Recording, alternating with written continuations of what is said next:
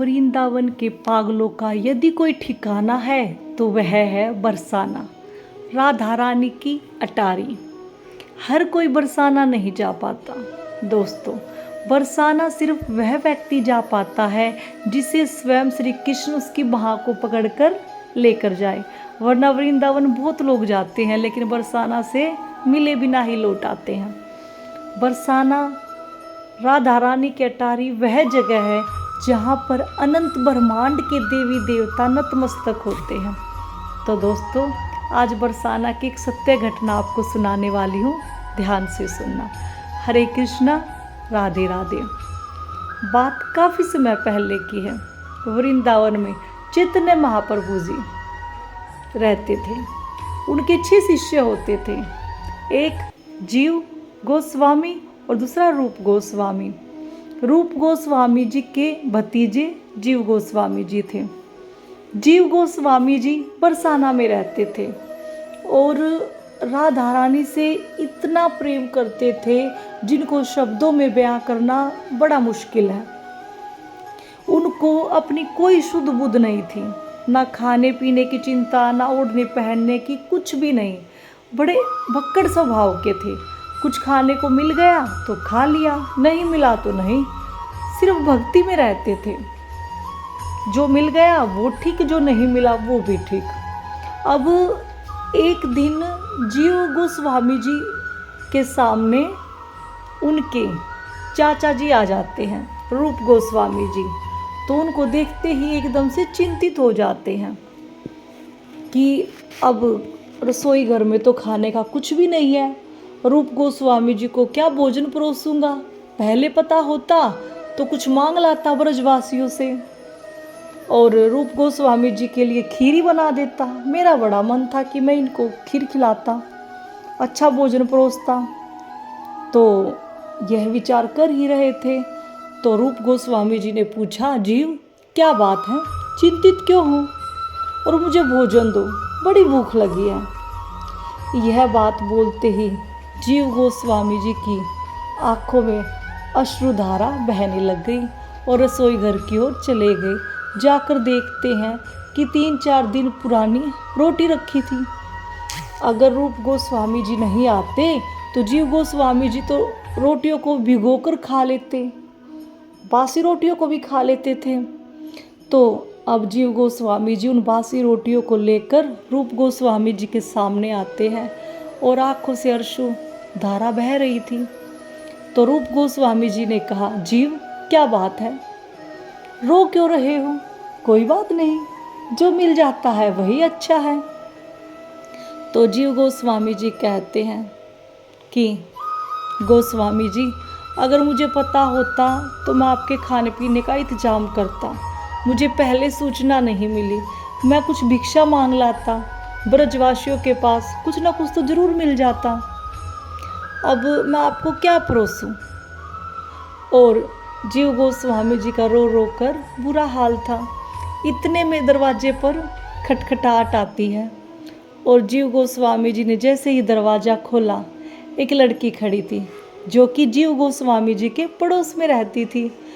लड़की ने कहा कि गुरुजी, मेरी मैया ने खीर बनाई है और कहा है कि आपको दे दूं। तो जीव गोस्वामी जी बड़े खुश होते हैं और वह खीर का कटोरा ले लेते हैं और रूप गोस्वामी जी के सामने जाते हैं और कहते हैं, गोस्वामी जी ये लीजिए खीर। तो अब रूप गोस्वामी जी को भी बड़ी भूख लगी थी तो कटोरा फट से पकड़ लिया और जैसे ही खीर खाई तो रूप गोस्वामी जी के हाथ पैर सब कुछ कांपने लगा, हृदय भी कांपने लगा और पूछा, जीव ये खीर कौन दे के गया है, कहाँ से आई है? तो जीव गोस्वामी जी ने बताया, मेरे पड़ोस में एक बिटिया रहती है, उसकी मैया ने आज खीर बनाई थी तो उसने कहा माँ ने भेजी है, आप खीर खा लो, सो मैंने आपको दे दी। तो इस बात पर रूप गोस्वामी जी ने कहा, चलो मुझे उसके घर ले चलो। घर जाते हैं, आवाज़ लगाते हैं मैया। जैसे ही दरवाज़ा खुलता है उस बिटिया की मैया बोलती, हाँ गुरुजी बताइए क्या बात हुई? तो जीव गोस्वामी जी ने कहा, आपकी बिटिया कहाँ है? तो अब इस बात पर बिटिया की मैया ने कहा, वो तो अपने ननिहाल गोवर्धन गई है, 15 दिन हो गए हैं। तो इस बात पर रूप गोस्वामी जी ने कहा, देखा ये खीर ये लड़की नहीं लेके आई थी, चलो बरसाना चलते हैं, अटारी पे चलते हैं राधा रानी की। तो वो ना भागते दौड़ते हुए बरसाना राधा रानी के अटारी पर पहुंचते हैं। कब अटारी पर पहुंच गए पता ही नहीं लगता। तो अब रूप गोस्वामी जी वहाँ के गोसाई जी को बोलते हैं, गोसाई जी आज राधा रानी को भोग में क्या लगा है। तो गोसाई जी रूप गोस्वामी जी को पहले से जानते थे। तो गोसाई जी ने पूछा, गुरुजी क्या बात है, क्यों पूछ रहे हो। तो रूप गोस्वामी जी ने कहा, कृपा करके बता दीजिए, उसके बाद बताता हूँ। तो इस बात पर गोसाई जी ने कहा, खीर का भोग लगा है।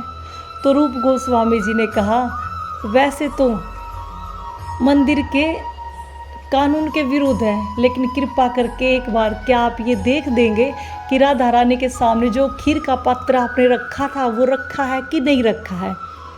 तो गोसाई जी ने कहा, ठीक है, आपके लिए मैं यह भी कर देता हूँ।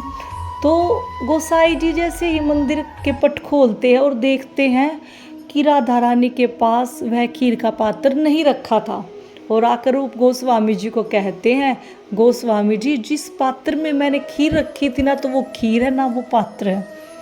तो अब रूप गोस्वामी जी अपने फटके से वह चांदी का बर्तन निकाल कर कहते, देखो क्या यह इस चांदी के कटोरे में राधा रानी की खीर भोग के लिए रखी थी।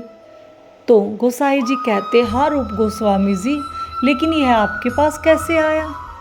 इतना बोलते ही रूप गोस्वामी जी और जीव गोस्वामी जी झूमकर नाचने लग जाते हैं। और उस दिन के बाद बहुत लंबे समय तक रूप गोस्वामी जी ने अपना जीवन बरसाना में ही व्यतीत किया। रूप गोस्वामी जी एक ही बात बोलते रहे कि मेरी राधा रानी मेरे लिए अपने खीर अपने भोग को लेकर आई कि रूप गोस्वामी जी खाएंगे, और मेरे जीव का इतना मन था मुझे खीर खिलाने का कि उसके मन की इच्छा को रखते हुए साक्षात राधा रानी हमें खीर का पात्र दे के गई, खुद भोग नहीं लगाया और हमें देकर गई। कितनी बड़ी बात है, कितना प्रेम करती है राधा रानी हमसे। तो दोस्तों, जब भी हम राधा रानी को मन से याद करते हैं, हमारी लाडली रानी इतना प्रेम बरसाती है अपने भक्तों पर, इतना शायद ही किसी देवी देवताओं का मन होता होगा जितना कि हमारी राधा रानी अपने भक्तों का ख्याल रखती है, शायद ही कोई और रखता होगा। लाडली ऐसे ही नहीं बोलते हैं राधा रानी को, वह अपने भक्तों की लाडली है, अपने भक्तों से इतना प्रेम करती है। ऐसे ही बरसाना में नहीं रहती है, बरसाना ऐसी जगह है जहाँ पर अपने भक्तों पर प्यार की बरसात की जाती है। तो दोस्तों, उस दिन के बाद जीव गोस्वामी जी और रूप गोस्वामी जी राधा रानी के भजनों में ऐसे लीन हुए कि लोगों ने उनकी घटनाओं को बड़े ध्यान से सुना, और ऐसी लीला जाने कितने सारे लोगों के साथ होती है। अगर आप बरसाना जाते हो तो कभी भजन कीर्तन में बैठकर सुनना कि हमारी राधा रानी कैसी कैसी लीलाएं अपने भक्तों के साथ करती है। तो बोलिए श्री कुंज बिहारी श्री हरिदास, राधे राधे।